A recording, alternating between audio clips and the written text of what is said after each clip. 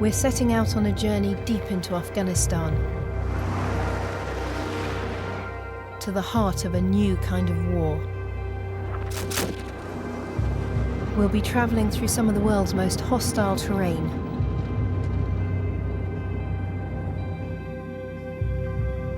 To find out what the West campaign is really doing to ordinary people here. For me, there's also a personal quest. 6 months ago, I met 3 young girls. The Taliban had shot their mother in front of their eyes. Now their village is on the front line. I want to find them. I want to know if they're safe.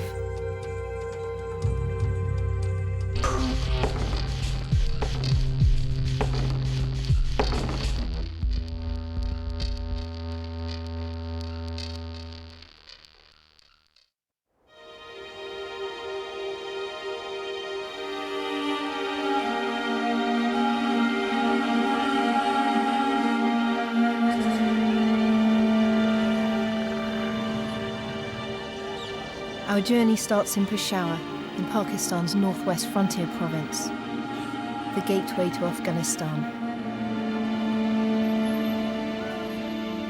But since I was here last, the border's been sealed. We'll need to find somebody to help us get across illegally. That could take days.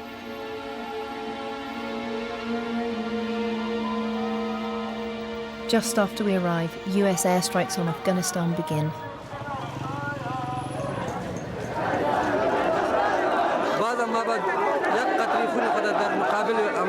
He said that he was a mujahid fighting the Russians for 20 years, and now he's going back to jihad, holy war against the Americans, because he says, why have they hit our country? Why have they bombed us? In Pakistan, anger explodes on the streets.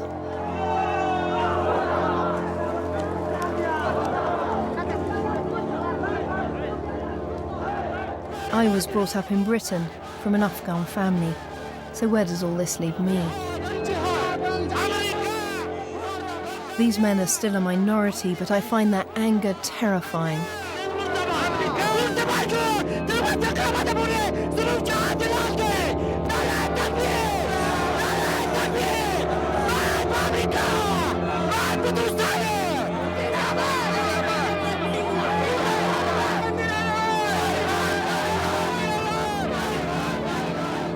We are beginning another front in our war against terrorism, so freedom can prevail over fear.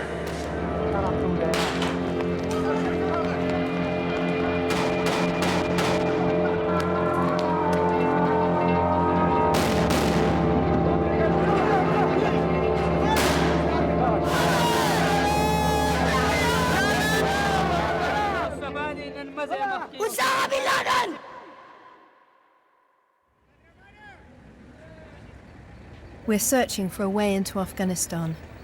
The frontier area is controlled by Pashtun tribesmen. They don't recognize the border. If anyone can get us across, it's them.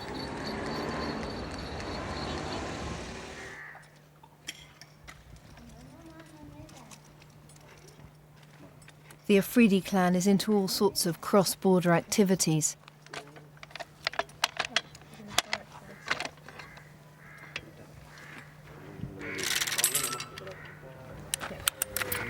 That's good. And what are these? This is for our self-defense. It looks like an RPG, rocket propelled yes. grenade. And this is a local made repeater. Repeater rifle. Yeah. So you guys, you really grew up with guns? Yes, this is our All tradition. sorts of guns. It's like when a woman wear the bracelet and necklace and this and that. This is sort of ornament for our people. It's a tradition like women wearing bracelets. It's an ornament. The gold jewelry. It's sort of jewelry for our people. Yeah. Sort of. This is the market of weapons. Yes. This is just a showroom. Look, see, and you can see all the Kalashnikov weapon shops. So this area really is free of the government. The tribesmen are quite independent of the government here. Is that right? Yeah. Yeah. And so Tell us about where we are going. We are going to a weapons bazaar. Will you tell us about that? Yeah. You can buy and purchase everything, sell any sort of weapon here. Can you buy an anti-aircraft weapon? Yes. Very easily. Can you buy a Stinger? Yes. But Stinger is not available here because the present crisis after 11 September. Yeah. So where are the Stingers then? All Stingers sold to Afghan Mujahideen once again. They're out of stock of Stinger anti-aircraft missiles because he says they've all been sold to the Afghan Mujahideen again. Since September the 11th, the Taliban have been their best customers. In the tribal lands, we've made a contact. He says he can help us get across the border into Afghanistan, but it will take time to arrange.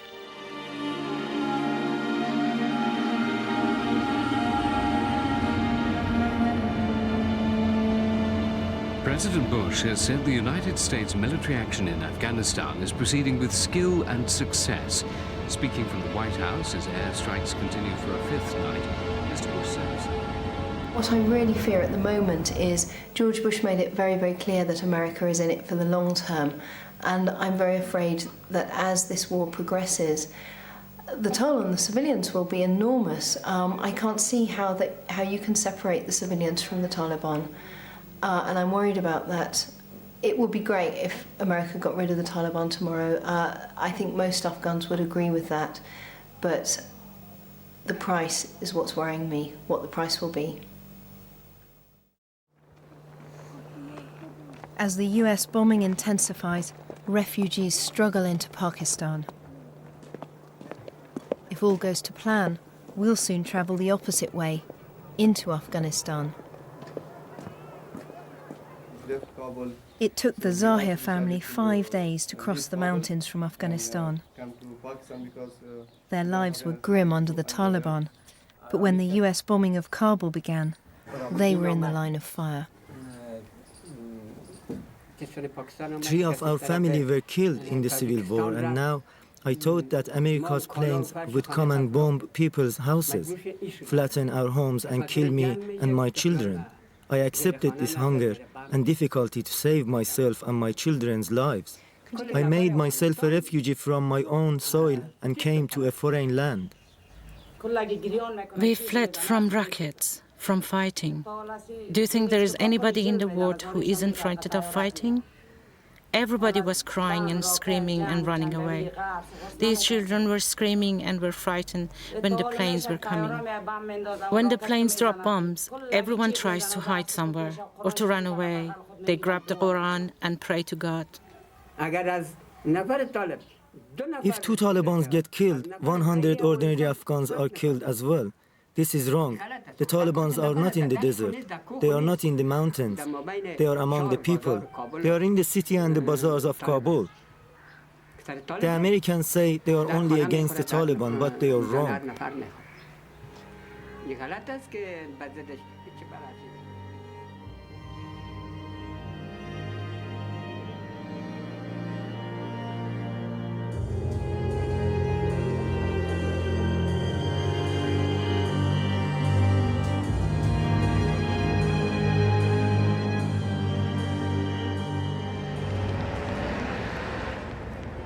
We've been stuck here for days now. While we wait, I try to track down a man I found when I was last here. 6 months ago, I met a frontline Taliban commander. Since the war against terror began, I keep thinking about our meeting. Then he told me he began fighting when he was 11 years old. The same age as a young boy I found sitting with his men. این بچه کیست؟ پدرش کجاست؟ شهید شد. His father died in the war. Yeah. And what does he do now, this boy? He supports the Taliban. Okay, that's great. The Taliban have banned music, but it wasn't music he played to relax.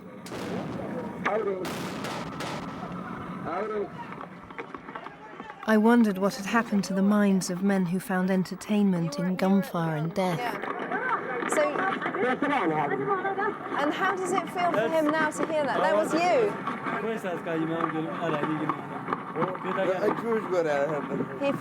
He feels great. He feels great to hear it again. His favourite tape was the battle where the child's father was killed.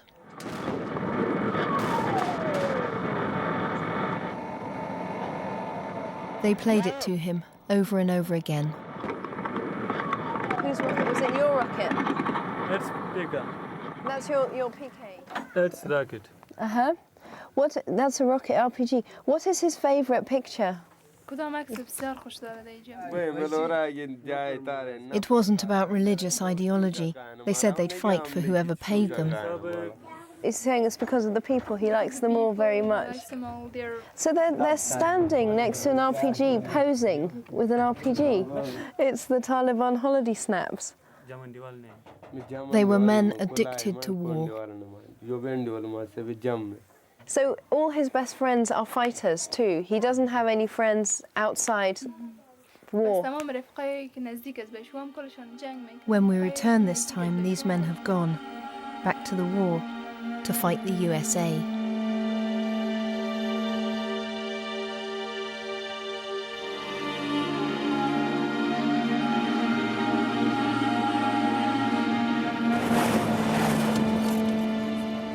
At last, our journey to Afghanistan begins.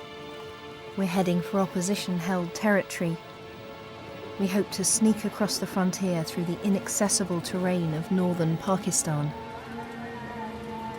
But even before we reach the mountains, there's another obstacle. The border area's out of bounds. It's Friday and there have been lots of anti-Western demonstrations in Chitral, the area we're trying to get to. So the Pakistani authorities have banned all foreigners from that area. They're afraid for our safety. What we're going to try and do is dress in local clothes and sneak through towards the border. We hope that once we get to the border area, we'll be able to use the smugglers' routes to get us inside Afghanistan. James, the director, has to disguise himself as a woman. If we're spotted, we'll be turned back. I've no idea whether the 3 young girls I'm looking for are where we left them in their village on the front line, if they're alive or dead. Reaching them will be an epic journey, hundreds of miles. We'll have to dodge border patrols, travel on foot by night, and cross one of the highest mountain ranges in the world, the Hindu Kush.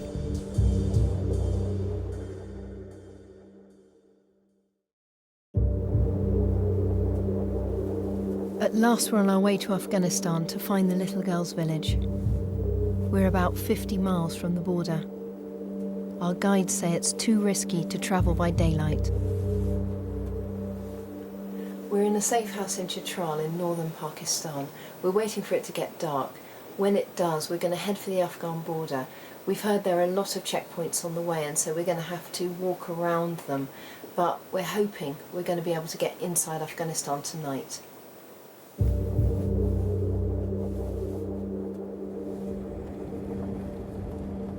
If all goes well, we'll enter Afghanistan's opposition-held area, just north of the Taliban front line.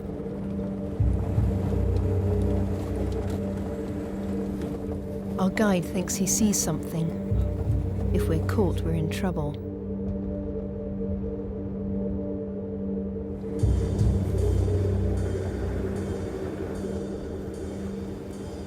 But it's only people smuggling goats to market. No one on this route is up to any good.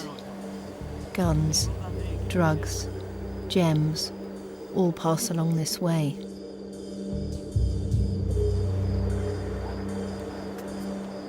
We see a Pakistani army patrol. We're worried we might have been spotted, so we abandon our car.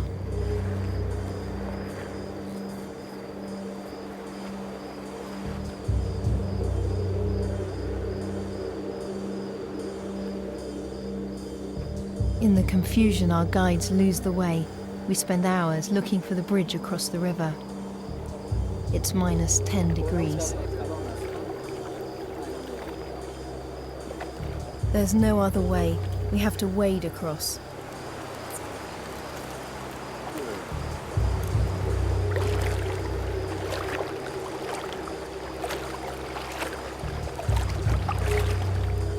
At these temperatures, frostbite sets in quickly. My wet feet have frozen solid. Well,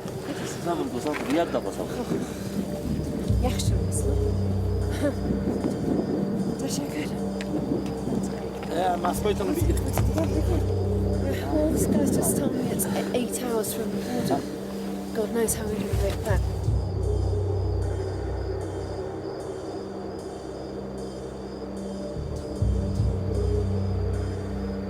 We're the same height as Everest Base Camp.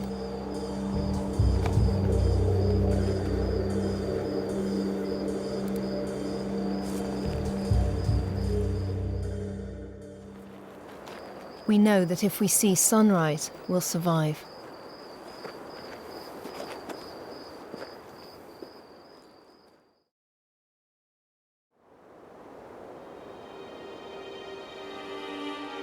As dawn breaks, we're finally in Afghanistan. The Americans say they're considering setting up a military base on the ground inside Afghanistan. Slobodan Milosevic has told the War Crimes Tribunal in The Hague that he'd just been protecting the Yugoslav people from terrorism.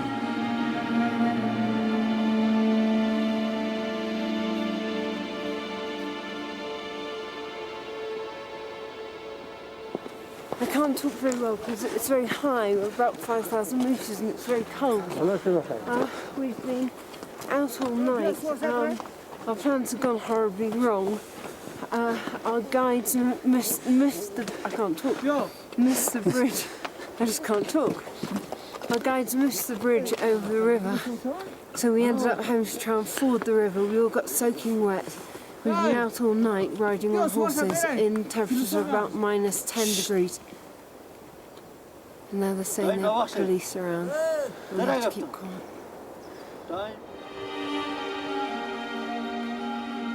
Throughout history, these mountains have been the graveyard of armies. The British, the Greeks, the Soviets all met their match. This is where the West is considering a ground war.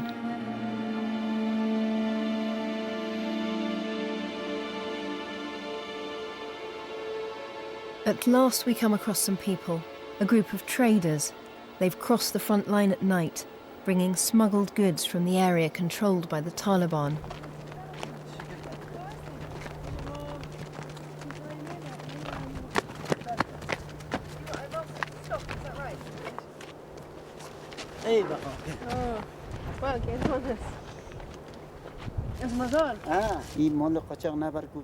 The Taliban don't allow us to transport these goods. They say we are smugglers. If they catch us, they take our money and goods. Sometimes they even take our women to the hills and rape them.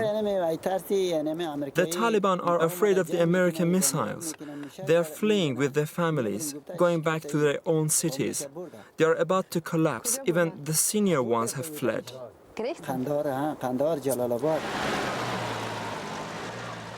Northern Alliance soldiers pass on their way to the front.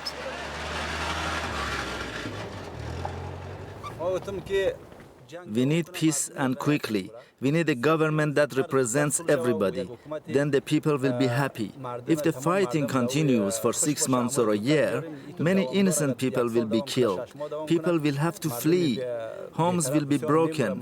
Many children will go hungry as winter approaches.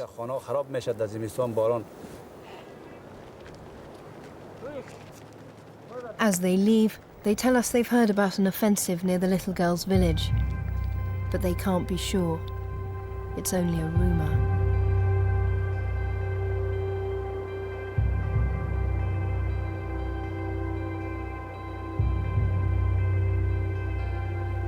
Well, we've made it into northern Afghanistan, and the one thing the journey has taught me is how difficult this terrain is, not just for us, but for any military personnel. If there are any special forces, British or American, in Afghanistan at the moment, they must be having a really rough time. But for us, the fact that we're here means that we can now set off to try and find the 3 little girls that we met in Mau Mai.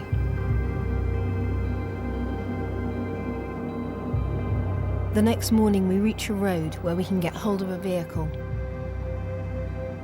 September the 11th put this remote region in the world's spotlight. On our journey, we want to find out from ordinary people what the West's war is doing to them. Cities across Afghanistan have come under heavy bombardment from American jets during the night. The latest attacks came after the US admitted that there have been civilian casualties from a bomb which went astray over Kabul yesterday.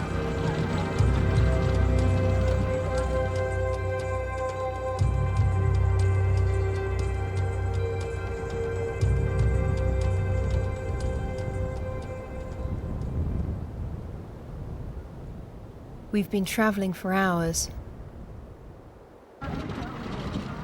We're looking for a village. When we find one, we head straight for the tea house. It's where the men gather to discuss the news of the war. I heard on the radio the Americans have hit Kabul and Kandahar. That's what the radio says. We listen to it every day. They don't seem to have heard about the attack on the World Trade Center, but they have heard that Osama bin Laden killed their leader, Ahmad Shah Massoud. I ask him how long he thinks this new war will continue.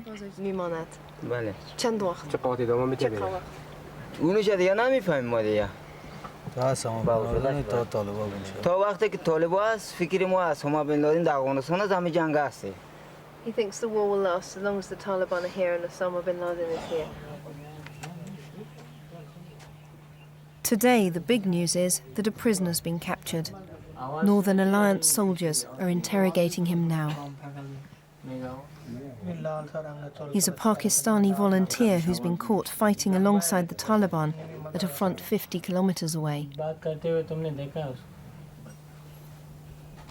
The Northern Alliance say it proves they're dealing with an international terror network.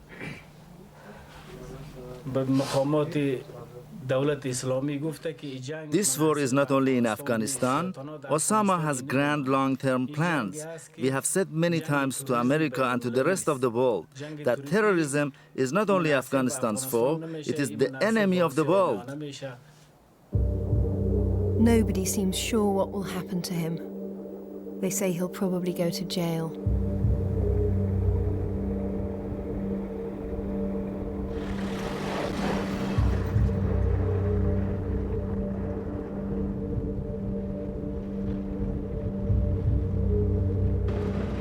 The Allies are pumping weapons into this area. Even as they mourn him, Ahmad Shah Massoud's followers are preparing for a big push on the front line.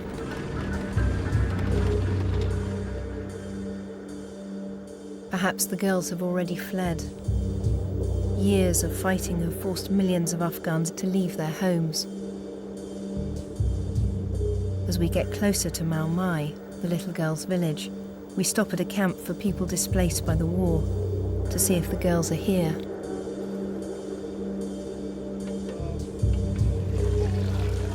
We're engulfed by the human cost of 20 years of conflict. A country destroyed, a people scattered. If the war ended tomorrow, it would take years to rebuild their lives. Now, the weather's getting colder. Oh, bichara, she's pretty sick. Bichara, she's sadai dara.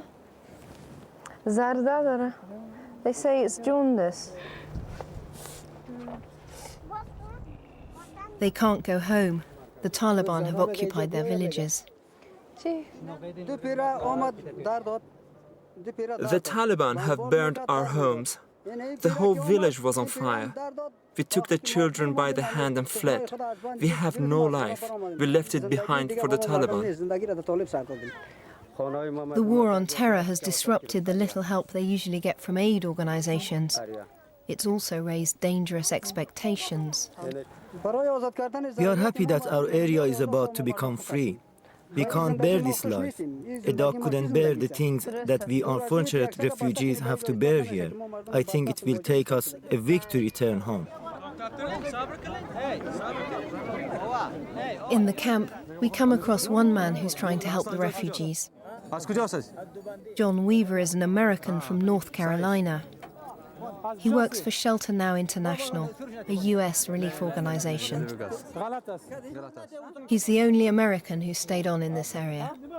We've heard the Taliban have put a price on any US aid worker's head. Jak familias? Jak familia judos? Blue daftar. Ne shmo jak nafar blue daftar blue. Ne blue jak nafar. So these are people displaced by war in Afghanistan. Have things changed for them since the American action? Not a whole lot. They've been displaced for the past year. We, along with other international NGOs, have been trying to help them. So their situation, it's not improving, but it's not really because of what happened in September 11th. They've been refugees because of the terrorism and the civil war and the tyranny that's in Afghanistan. Winter is coming, but first we hoped that they would be able to go back home.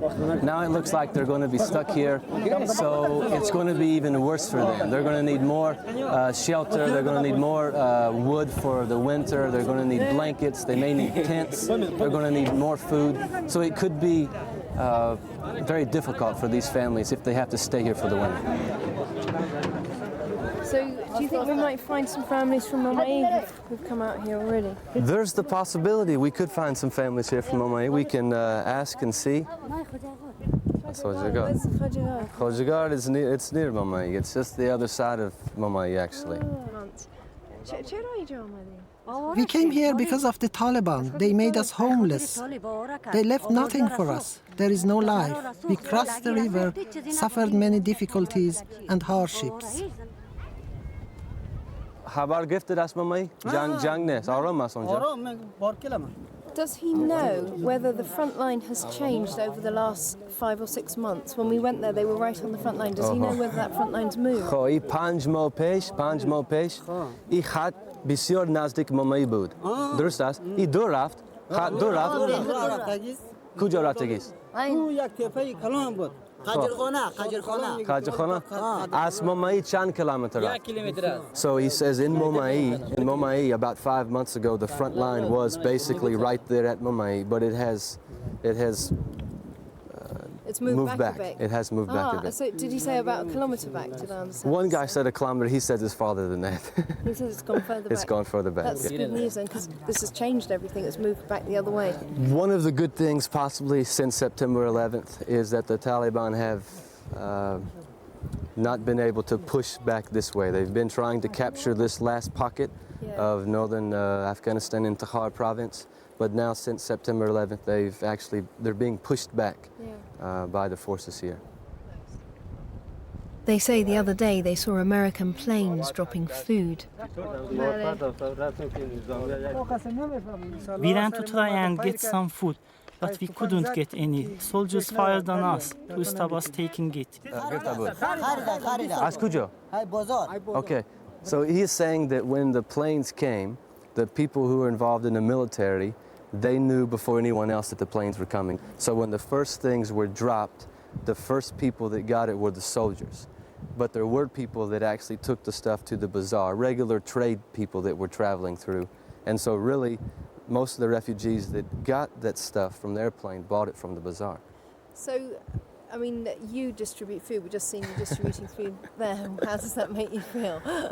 Not so good, especially since it's coming from my own government. So, I mean, the American airdrops are great that they want to help people, but it's very ineffective. I'm sure that the American desire is to help people, to provide assistance for people, and to communicate that they're not against the local Afghan people. This war is not about them, it's about terrorism. It's about the tyranny of the Taliban, and it's about helping these people to become free.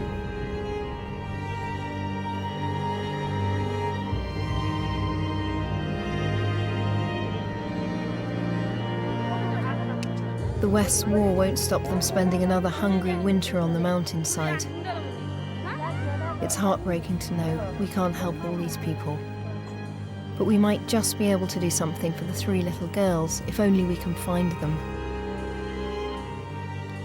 We have to move on.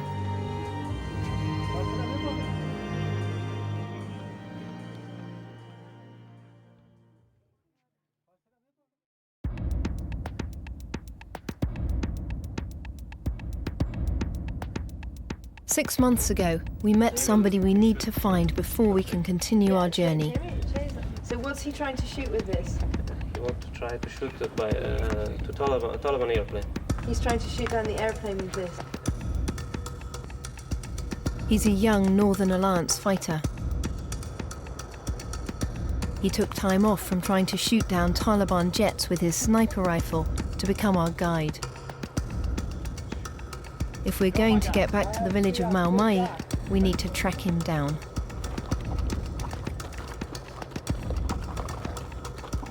We're heading to the front line because we think that this is where we're going to find Usman. He's the man who first took us to Mau Mai, where we met the 3 little girls.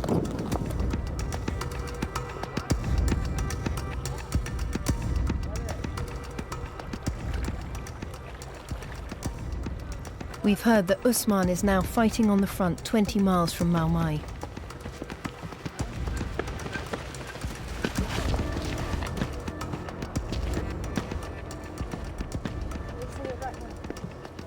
As we arrive, the Taliban make their presence felt.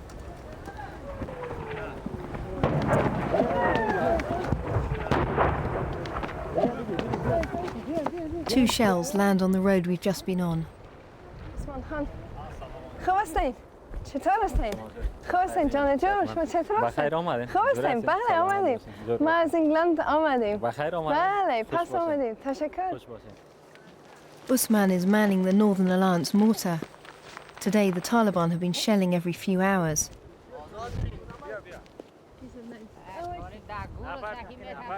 Can you see the post of Taliban? Yeah. He says that since we left, there's been a lot of fighting along this line.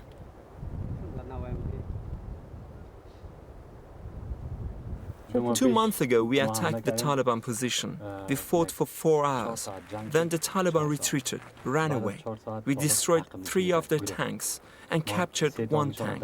We also took 2 mortars. 150 of the Taliban were killed, and we captured 20 prisoners. Now, there's a window for peace in Afghanistan. The United Nations should disarm the country. If it doesn't use this opportunity, we might have another 100 or 200 years of war in Afghanistan. The frontline fighters couldn't be more different to the exhausted men we saw 6 months ago.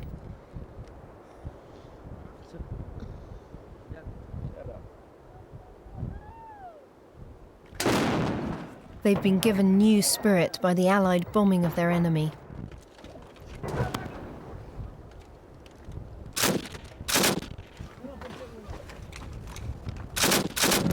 But the Taliban aren't beaten yet.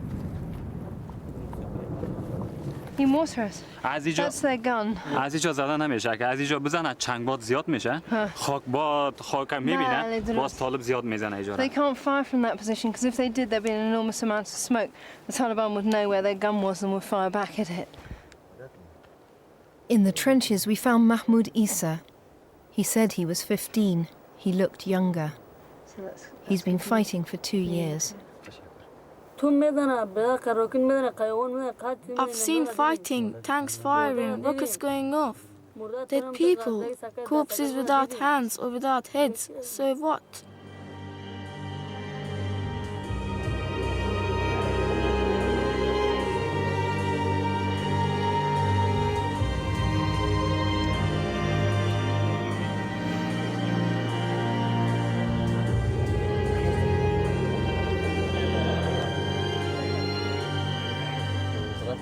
Even though he fights for the Northern Alliance, Usman sees their faults. The Northern Alliance's veil will slip off when they capture Kabul. God forbid that the Northern Alliance should ever return to the anarchy and lawlessness which it brought about when the communist government fell. Then every street of the capital was in the control of a different commander. Some commanders may not support peace because they fight for money. When there is no war, they have no income. Therefore, they want war to continue.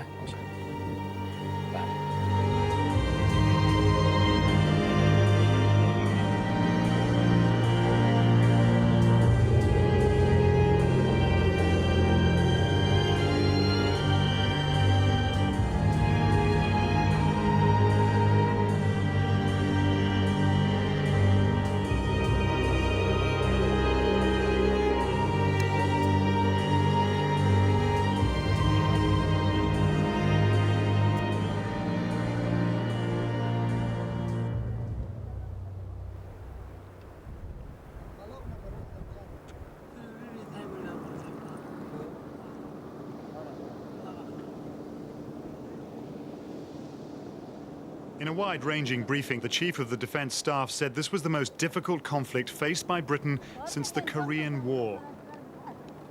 We're not fighting a state, he said, we're fighting an idea, terrorism. He admitted that intelligence was the biggest problem at the moment. Stressing the need for patience, he sounded a sober note. This could take 3 or 4 years.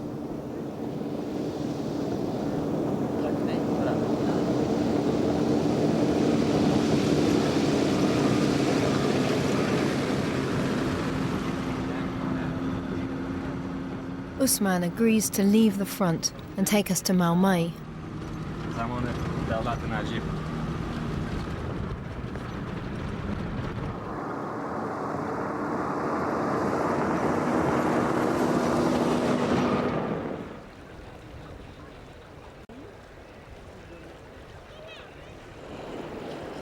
The last time we crossed the Kuksha River, it seemed the Taliban might return and take the village any day.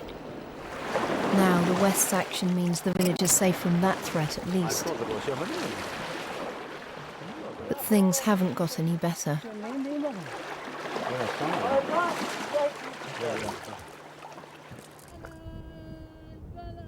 A woman mourns her son, shot by the Taliban.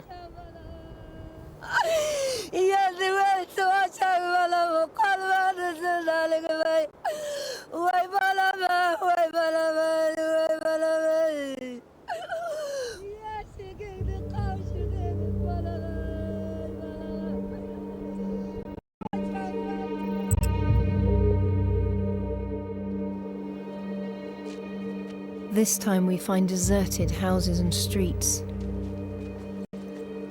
Anybody who has the means to flee has done so. Only the poorest remain.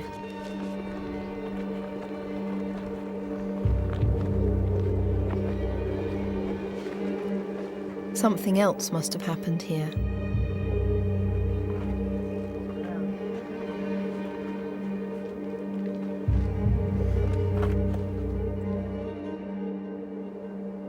Last time we were here, a group of men told us how the Taliban killed their brothers and fathers in a field.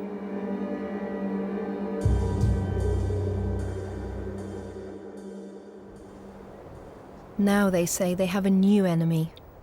Children are dying, but it's not the Taliban killing them. Their crops have failed. It's the worst drought in living memory.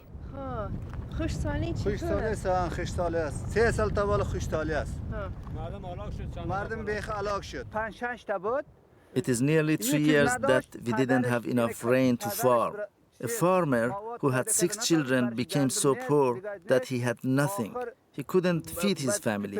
He didn't even have wheat or anything else, not even a piece of bread. He cried for his children and then threw himself over the cliff. We pay a visit to another person we met last time, Bibi John. The Taliban killed one of her 2 sons. We find her barely surviving. All she has to eat are handfuls of wheat. Her second son smuggles it across the front line from the Taliban-held area. Of course I'm afraid. How could I not be afraid? They killed my son. I'm not afraid for myself. but for my only remaining son. I fear for him and beg him not to go, but he says we have nothing at home. I cannot sleep nights, fearing that they might take him away. I tell him that I will be all alone and abandoned.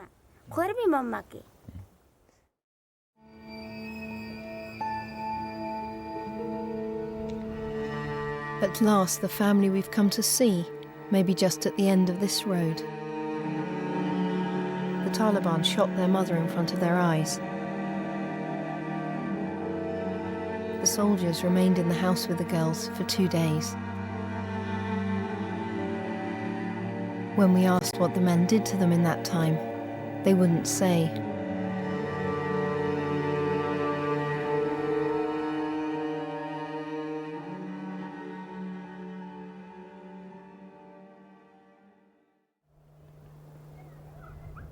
We've travelled hundreds of miles for what might turn out to be a vain hope. They might be gone. But when we arrive, we find Farzana, Feyruza and Amina sitting in the house where we'd left them.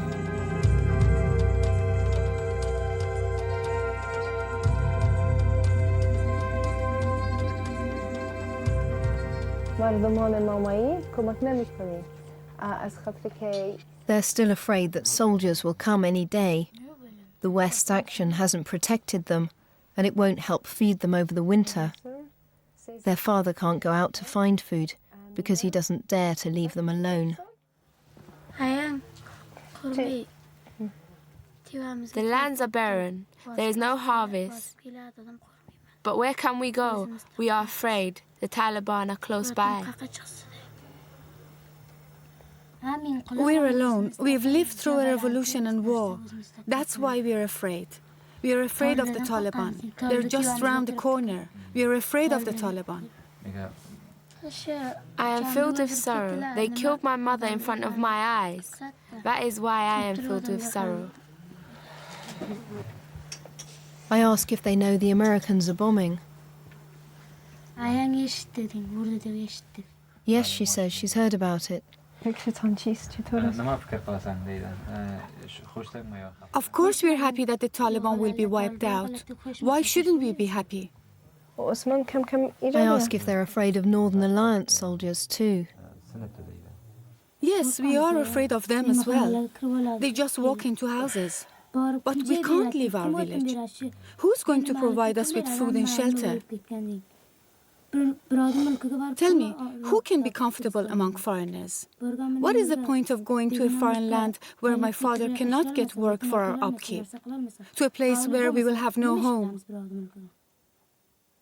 I ask them what they want in life. Would they like to go to school? I understand that going to school is good, that education is a good thing. But how can I think about studying when there's no school around here? There's nothing in this barren terrain. Where could we go to study?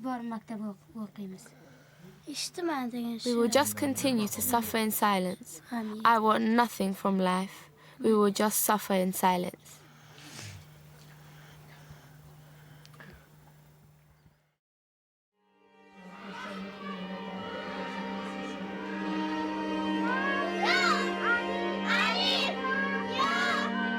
Just 20 kilometers from their village, we come across a miracle. It seems like the answer to our prayers. A girls' school. The students have all been displaced by war, but they're not afraid to dream of the future.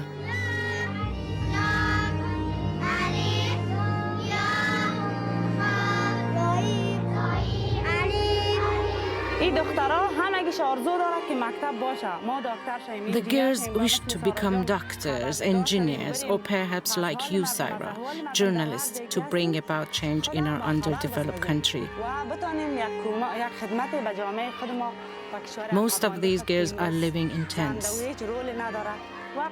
When it's windy and cold or raining, they help with their small hands. They make mud to cover the tents and protect it from the rain and winds. Although they are just little girls and shouldn't be doing such heavy work. Afghan women are courageous and cannot be beaten, whatever the odds.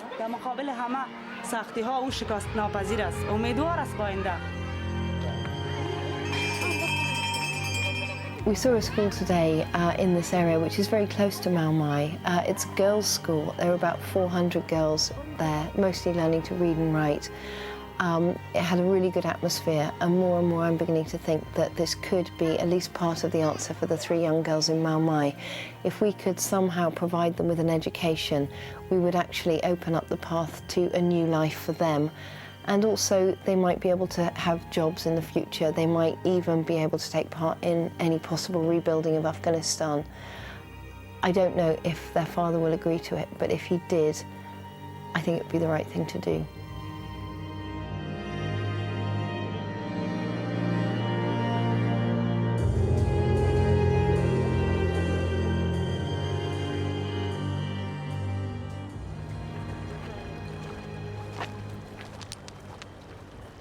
The next day we went back to Mau Mai.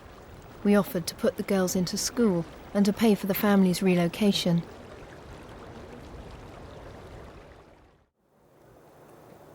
We weren't prepared for their father's answer. I can't leave this house. If I leave it unattended, it will be looted. There is a war on. I am worried that vandals will destroy the house. They'll even steal the roof. We tried to persuade him. How can I take them there? You tell me. We'll pay for it. It's one day walk to go there and come back. But you won't be going there every day. Only once a week or so. We'll rent a house for you. I told you before that I couldn't leave my home to go there. I can't live here to go there. I will be happy if a school is set up in this area and teachers come here to the village. But there I can't go. Now that I have no wife, my mind is not working. I can't think.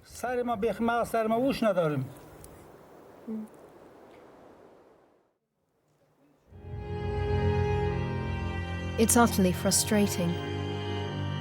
I just wanted to help 3 little girls in this sea of misery. I couldn't even do that. I've learned this is no place for quick fixes. 6 months ago, the world didn't care about Afghanistan. Today, a new war has just begun. As it seeks to wipe out terrorists, I wonder if the West has also got the patience, the stamina to help rebuild lives.